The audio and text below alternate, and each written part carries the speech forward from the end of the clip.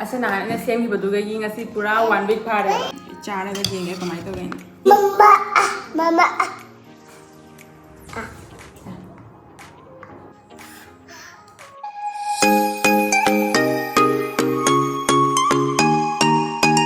hello everyone ngasi di ai Korean food ama try da be to ne ba Korean gi kimchi ana mi chana famous oi ba do adu doi try to ge to ne ba ado net online de gi order to ga cha ba se ai cha di cha khare ba mura to taste to how san de ba adu na ai di kobi gi kimchi cha he bane ba ina adu ga ide na Korean gi food YouTube to jeng ba khuding gi chaning mana loye ba moi se u da adu ge na ngasi se try to ge to ne ba ado Korean gi cooking channel ama lei bani mangchi aina ma se khara di ahan oi ra bani ko nupi se ba jamna famous oi bane ba अदुदुगे ना मागी recipe कनो मतुंगी ना मागी ना follow तौरेबा मागी recipe मतुंगी ना आई ngasi se tilhau managi keno sembe tawini kimchi amanda haraga koi achar gumbaniba ado asiste ai tilhau manai na sembe khalisina ne hadi asisina laiaba sembada ado kobi gi do semba taraga di gajar ne ado gi ginger garlic kari kara myam changneba ado khara aina haira kana semdi phaina adu khana ina ahan wada si try tawrage mathang dang mo amada try tawai khalineba adu dugi ngasi tilhau manasi gi hana tawrage ado mathang mathang sum jemenda si process se horen oiraga na oire oidraga na oire ko ado oiba taraga di ai hauri hauti da sum khanga lakke me anda da sum jemena se sidi le at matang ibo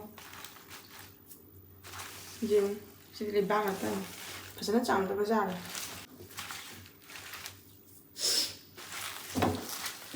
man do to di jara di loina afaba na teba se man ma sum thau tan ni hana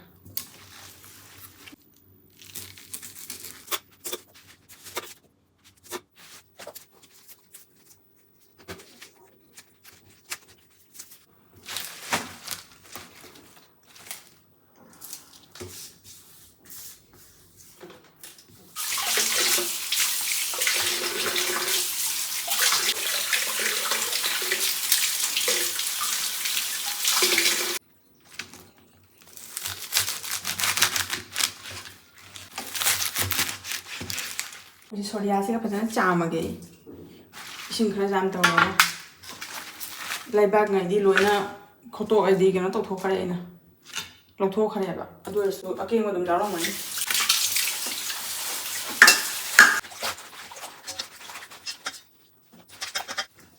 세 로이나 짜마가 로레 파잖아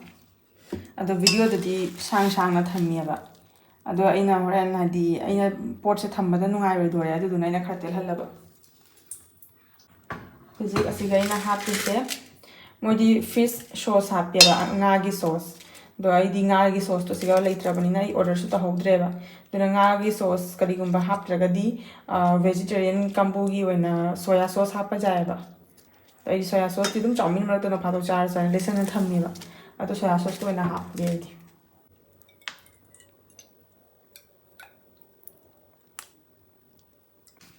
asi piket siga jawam bado adu loina hap chale ba ina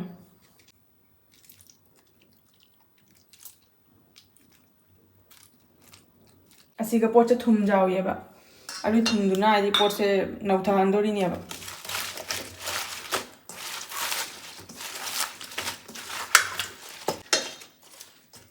se every 15 dagina 20 minutes muk matung da ai se adi ondo onjin tawdoi ne ba loina thum na ba yana tapi na pathar tro bani se loina tilo mana se ting na thamya ba hujik ti ko soya sauce hap chalaga to se ting na thami ngai dane aina horen tilo mana se koi paste tei do bina komoro ki paste to tawin adu paste to hujik sem ba hawra ge tawri ne ba se cheng ne ba ko se cheng makup ne ba khoi jam hai tare ko ai si ka jumda le rama jumda sem ga dania ba jam do jam thoga phasana phawra khotlaga takna khotna sem ga dania ba to si ga di khoi balcony si nu sa su phangde kai da phawni ngai mong cha de du aina dum order tawre ba cheng makup ado si sina sem de ne ba ising si di sakale asi ga ai cheng ha pa cheng se ai chamasani ka ha pa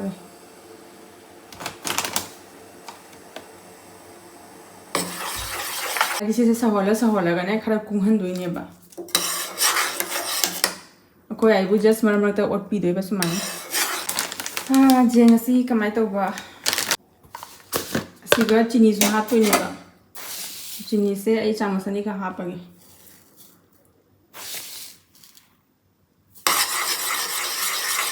ꯁꯤꯁꯦ ꯃꯨꯠꯊꯠꯂꯒ ꯍꯧꯖꯤꯛ ꯌꯥꯔꯅꯤ ꯈꯔ ꯐꯛꯆꯜꯂꯦꯕ ꯃꯍꯤꯁꯦ ꯁꯨꯃꯥꯏꯅ ꯐꯛꯆꯟꯅ ꯊꯝꯗꯣꯏꯅꯤ ꯁꯤ ꯊꯥꯡꯊꯔꯒꯦ ꯃꯩ ꯃꯨꯠꯊꯠꯂꯒ ꯊꯥꯡꯊꯔꯒ ꯑꯗꯨꯗꯒꯤ ꯏꯪꯍꯟꯅ ꯊꯝꯗꯣꯏꯅꯤ ꯍꯥꯟꯅ ꯏꯪꯗ꯭ꯔꯤꯉꯩ ꯇꯧꯕ ꯌꯥꯗꯦ ꯁꯤꯁꯦ ꯄꯨꯡ ꯑꯃꯔꯣꯝ ꯐꯥꯔꯦꯕ ꯇꯤꯡꯉꯩꯁꯦ ꯑꯣꯟꯊꯣꯛ ꯑꯣꯟꯊꯣꯛꯅ ꯃꯔꯛꯇ ꯑꯩꯅ ꯑꯅꯤꯔꯛ ꯑꯣꯟꯈ꯭ꯔꯦ ꯑꯗꯨꯗꯒꯤ ꯑꯁꯤꯁꯤꯁꯨ ꯏꯪꯊꯔꯦ ꯍꯧꯖꯤꯛ ꯁꯦ ꯏꯪꯍꯜꯂꯤꯅꯦꯕ ꯑꯩꯅ ꯍꯧꯖꯤꯛ ꯁꯤꯁꯤꯡꯁꯦ ꯑꯩ ꯆꯤꯈꯠꯂꯒ ꯄ꯭ꯂꯦꯠ ꯑꯃꯗ ꯊꯝꯃꯅꯦꯕ ꯁꯤꯗ ꯑꯗꯨꯗꯒꯤ ꯉꯁꯥꯏꯒꯤ ꯆꯦꯡꯒꯤ ꯅꯩꯕ ꯖꯥꯝ ꯅꯩꯕꯒꯤ ꯃꯍꯤꯁꯦ ꯑꯁꯤꯁꯤꯒ ꯃꯣꯏꯒꯤ ꯃꯣꯔꯣꯛ ꯃꯤꯛꯁ ꯇꯧꯗꯣꯏꯅꯦꯕ ꯃꯣꯔꯣꯛꯁꯦ ꯑꯩꯅ ꯃꯣꯏꯒꯤ ꯇꯦꯁꯇꯣ ꯂꯥꯛꯅꯕꯒꯤ ꯍꯥꯏꯅ ꯑꯗꯨ ꯀꯣꯔꯤꯌꯟ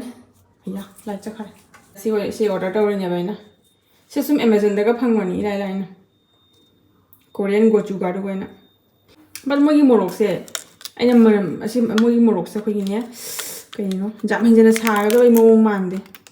ꯃꯆꯨꯗꯅꯤ ꯐꯖꯔꯤꯁꯦ ꯑꯗꯨꯅ ꯑꯩꯈꯣꯏꯒꯤ ꯀꯩꯅꯣ ꯌꯨꯝꯒꯤ ꯃꯣꯔꯣꯛ ꯑꯁꯨꯕꯗꯣ ꯑꯗꯨꯁꯨ ꯈꯔ ꯍꯥꯞꯀꯦ ꯇꯧꯋꯤꯅꯦꯕ ꯆꯦꯡꯁꯦ ꯁꯤꯁꯦ ꯑꯩ ꯂꯧꯈꯠꯂ ꯊꯝꯃꯒꯦ ꯁꯤ ꯃꯍꯤ ꯂꯩꯍꯧꯔꯤꯁꯤꯁꯦ ꯌꯦꯡꯉꯣ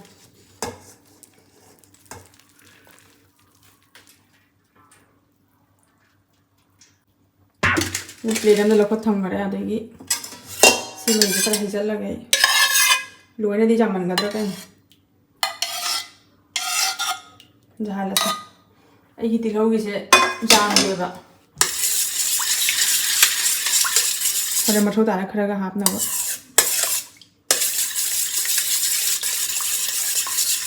ꯑꯁꯤꯒ ꯃꯣꯔꯣꯛꯁꯤꯅ ꯀꯌꯥꯝ ꯍꯥꯞꯁꯤꯅꯣ ꯈꯪꯗꯦ ꯃꯣꯔꯣꯛ ꯆꯥꯃꯁ 4 ꯍꯥꯞꯆꯜꯂꯒꯦ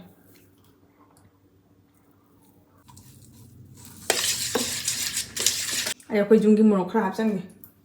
ꯀꯔꯤꯒꯨꯝꯕ ꯁꯥꯅꯕ ꯍꯥꯞꯄ ꯇꯥꯔꯗꯤ ꯁꯤ ꯂꯣꯏꯅ ꯍꯥꯞꯄ ꯃꯊꯧ ꯇꯥꯒꯅꯤ ꯗꯤꯕꯥꯁꯤꯃ ꯂꯣꯏꯔꯅꯦꯕ ꯁꯦ ꯑꯩ ꯆꯤꯡꯗꯣꯡ ꯂꯩꯀꯥꯏꯗꯒꯤ ꯌꯨꯝꯗꯒꯤ ꯄꯨꯔꯛꯄ ꯃꯣꯔꯣꯛꯅꯦꯕ ꯑꯁꯤꯗꯤ ꯑꯁꯥꯕ ꯃꯣꯔꯣꯛꯅꯤ ꯆꯥꯃꯁ 2 ꯈꯛꯇ ꯍꯥꯞꯆꯜꯂꯦ ꯀꯨꯡꯁꯜꯂꯛꯏꯁꯦ ꯈꯪꯕ ꯉꯝꯕ꯭ꯔꯥ ꯌꯦꯡꯉꯨ ꯚꯤꯗꯤꯑꯣꯗ ꯃꯣꯔꯣꯛꯁꯦ ꯑꯩꯅ ꯆꯥꯃꯁ 2 ꯈꯛꯇ ꯍꯥꯞꯆꯜꯂꯦ ꯆꯥꯃꯁ 4 ꯁꯨꯔꯦ ꯁꯤꯗꯤ ꯉꯥꯏꯗ꯭ꯔꯁꯨ ꯌꯥꯔꯦꯗ ꯀꯨꯡꯁꯜꯂꯛꯑꯦ ꯁꯨꯝ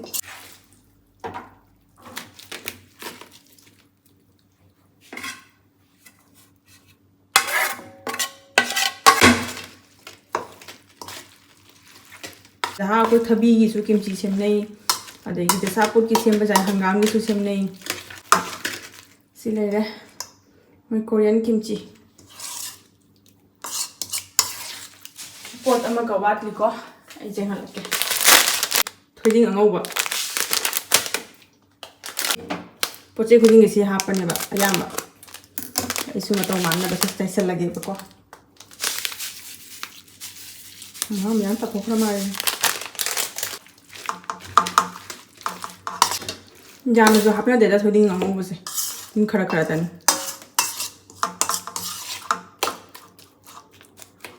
ꯁꯤ ꯂꯩꯔꯦ ꯀꯤꯝꯆꯤ ꯁꯤꯁꯦ ꯑꯩ ꯕꯣꯛꯁꯇ ꯍꯥꯞꯆꯤꯟ ꯊꯝꯗꯣꯏꯅꯦꯕ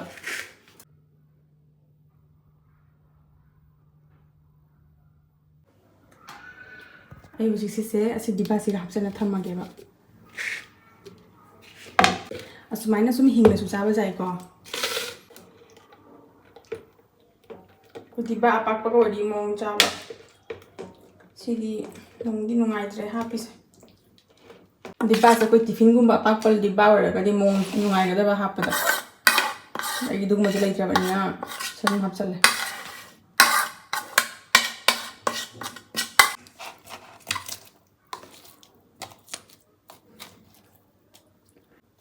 ꯑꯗꯣ ꯑꯩ ꯚꯤꯗꯤꯑꯣꯁꯦ ꯁꯤꯁꯦ ꯐꯔꯃꯦꯟꯠ ꯑꯣꯏꯜ ꯑꯣꯏꯔꯒ ꯍꯥꯏꯗꯤ ꯅꯨꯃꯤꯠ 5 ꯅꯠꯇ꯭ꯔꯒ 4 ꯖꯍꯥ ꯌꯦꯡꯉꯦ ꯀꯔꯝꯕ ꯃꯇꯝꯗ ꯁꯤ ꯐꯔꯃꯦꯟꯠ ꯑꯣꯏꯕ ꯑꯗꯨꯒꯤ ꯃꯇꯨꯡꯗ ꯑꯩ ꯑꯃꯨꯛꯀ ꯇꯦꯁ ꯇꯧꯔꯒ ꯍꯥꯏꯗꯤ ꯃꯌꯥꯝꯁꯨ ꯌꯦꯡꯍꯜꯂꯛꯀꯦꯕ ꯇꯦꯁꯇꯣ ꯍꯥꯏꯗꯤ ꯐꯔꯃꯦꯟꯠ ꯑꯣꯏꯕ ꯂꯣꯏꯔꯒ ꯀꯃꯥꯏꯅ ꯇꯧꯒꯦꯅ ꯑꯗꯨꯒꯤ ꯃꯇꯨꯡꯗ ꯑꯩ ꯚꯤꯗꯤꯑꯣꯁꯦ ꯍꯥꯞꯄꯛꯀꯅꯦꯕ ꯁꯤꯅꯤ ꯁꯨꯃꯥꯏꯅ ꯂꯩꯔꯦ ꯌꯦꯡꯁꯤ 4-5ꯅꯤ ꯃꯇꯨꯡꯗ ꯈꯨꯝꯖꯤꯜꯂꯒ ꯁꯨꯝ ꯗꯕꯥꯁꯦ ꯈꯨꯝꯖꯤꯜꯂꯒ ꯁꯨꯝ ꯊꯝꯗꯣꯏꯅꯦꯕ ꯁꯦ ꯁꯨꯃꯥꯏꯅ ꯁꯨꯝ ꯊꯝꯗ꯭ꯔꯣꯕꯅꯤ ꯑꯩꯅ ꯁꯤꯗ ꯈꯔ ꯂꯧꯊꯣꯛꯎꯔꯦ ꯆꯥꯛꯀ ꯆꯧꯔꯦꯟ ꯆꯥꯅꯕꯅ ꯃꯣꯏꯗꯤ ꯆꯥꯛꯀ ꯈꯪꯗꯦ ꯅꯨꯗꯜꯁꯀ ꯈꯪꯗꯦ ꯖꯍꯥꯒ ꯆꯥꯕ ꯌꯥꯏꯑꯕ ꯌꯦꯡꯉꯒꯦꯀꯣ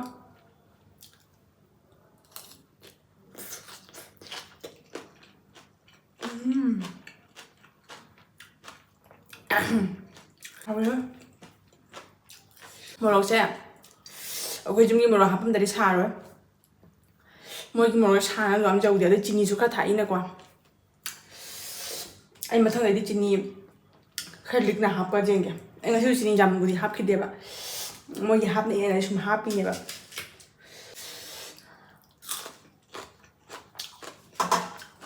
ชื่ออะไรไม่ยำใช่ไอ้ทบีช่วยแล้วก็ทบีตัวสลัดจากแกจะดูทางกันดีไอ้สายแดงมันทองไงแบบสายแดงมันไม่เลยสิกะअदुगा ngसाई alemba kimchi do paste tuga ina thabi se khara soiraga se hap chaleba charaga jenga sina ngasai ti homa na ni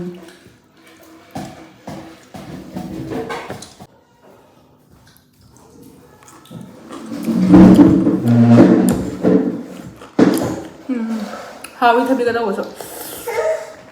sina ngasai kimchi ni chaka charaga jenga moi chaka su sana bane ba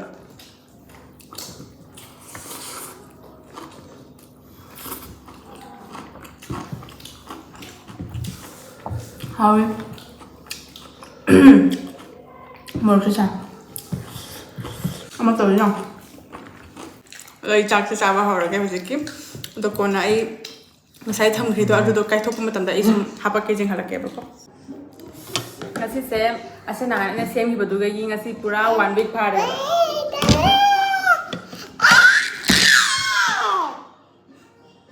mà sao tum rồi đấy video xem vào ngày anh đâu vào ngày này mà ngày này hay rồi chứ hay rồi ninh ba hay rồi đủ rồi lôi được bỏ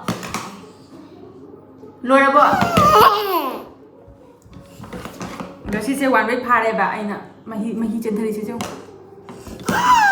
cô sẽ bắt thở là cái này lịch săn lẹ bà cả khăn lẹ giống kiểu như thế mà 누시 더위라 네 그러니까 나도 누시 더위야 thôi sẽ hắn du xe mà mai phải sắp tàu còn không chứ không có làm chứ làm bật lên tàu của tôi chơi thả đây đi bật lên chơi thả đây đi bật lên bây giờ bật lên rồi má không được cô lại bật cái ly mà không thiêng cái này lại bật cái ly vậy thế sẽ cũng thật đâu làm được sẽ hàng đồ các mình được cầm máy tàu thì tôi chơi hai lần kìa hey anh mà rất thấy thấy dùng tất Seni manungi mai mo poche pathare ba phazana usoi do pumaga soibo molina ko dumaina hawai jar du nung hawai du lo laga ko na ai namna thamaga ko na hawai jar oleni na ko dumaina on ba loiraga masa masai manam leina adumaina sigi su manam ama leiba koi apumma pai manam di pumma pai manam ko adoi soina mogi si masagi kimchi gi manam sumai tawna ri ne ba अदो अखोगी सोइबुम कई क्रांग से मीना हैनबा मीना दि जाम हावना China को मनम दो दुबाना से सो हैनबा मीना दि जाम palm Ghani बा अदो एदि केसुम तौदे मनम से जेखन लगे पुथोगा तो सोइबुम सो हैनदबा मी मयाम लई हवाई जा सो हैनदबा मयाम लई नथि आइना ना नाइ खो मसिना माने नंगदबनी जों दुबाना मनम से mama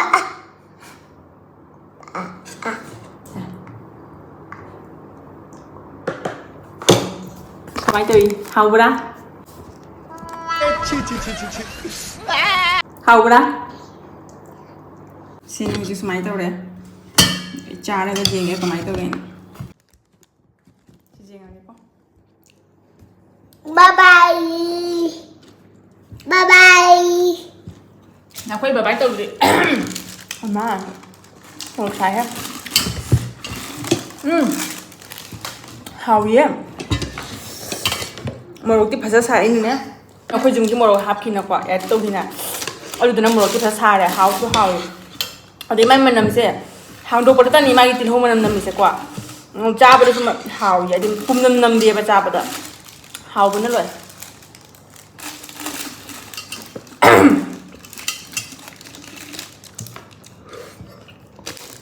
kimchi ओले अस चेक तौं नुई kimchi ओले हो जिकता कमाई खंगी है बता को टेस्ट तो बड़ा सिल लेगा मागी टेस्ट है kimchi ado sindoineba akoi soibumsu sindra do usoidagi soibum onraga sillidana adumaina sisu sillineba manam ja hangdokpada akoi khara manam onmadugane chabasu namthigada khalamneba ba chabada ka sum tawde hawna ba sinbasina haidi taineba se pot se ferment oiraina ado huji ai sise henjanna sigai pathadana ba kainota freeze ta thamganeba dodi huji kai bifam se asimaina magi mawong da dum leirane ba freeze ta sigai hena di henjanna namthiba ta oira roya ba huji mai si jang chap chare khatang khatang sili sili tawba hogale do silei se ferment oirakna tawrine ba do pura kimchi ya do ole huji तो I review हाइबो असी से आईदी हाइनै को आईदी हावे आईदी पामे हाय पाइनो हाउरा माइ तवी पेनब्रा अदो kimchi से ने माइ मना से दी हाउरी को हाइदि हेक हुपगा दि मनम से गदम पुमनम दि लाई को अदोइसु माइ मसागी मनम नेबा दो कसु फत्तबा पुमबा नतेबा फर्मेंट ओइरिनेबा अदो चाबगा हुपगा दि कितंग मनम लाकनी बट साइ गदि मना से कोई कितंग सिंतसु तौगनी दो हाउरीबा मागी आइना थाइबा सोया सॉस थाई थोइदिंग जु खरा जावरी अदुदुनने मनम से हाथ खेबा को चाबदि हाउरी दुम साइ गदि ने कसुम पुमनम नमदेबा बस अहान बे हुपदो अदो गता कितंग मनम लाकनी अदुतनी अदो आइदी पामी को आइदी चागनी बट ने मागी मरा से कोई की हैनबा मिनदि फसना हैननी को कोई मनम आदि अपुमै मनम जे हैनबदो बट आइदी हैनदे माइ मरादो मनादो हैनै बट मरा मचतो आइदी हैनदेबा सोइबुम पाम्बा हैनबा हवाइजार हैनबा मिना मनम नमथेसु दुम चाय अदुमायना नेबा पोस्टे हजिकी मरा सिसुने किमची हैनबा किमची अपामा मिसु लेना को कोरियन की दिमी पुरो मना पाम नै को मोइदी हैनबिनी सिसे मनम दुगा त मोइदी ngawi dung ba type ki oineba akhona soibum ngaw dumaina to akhoi desu soibum pamba mi myam leina ko ko meitei desu ado ai isamakti jam pam mi soibum manam ta tawala chaklameba adumaina manam hainaba mina de hujiki maragi manam thibado adu sumoi hainanieba to ai gi oina di ai maragi manam do hainadre adu tu nai marangai khandoga manadu ta chanieba ko pai no te se babai to se babai to se babai to ta namsalu pai namsalu ngasi vlog se sai se lo salage mathang da mu mathang gi video da mu unarasi ko Bye bye. Bye bye.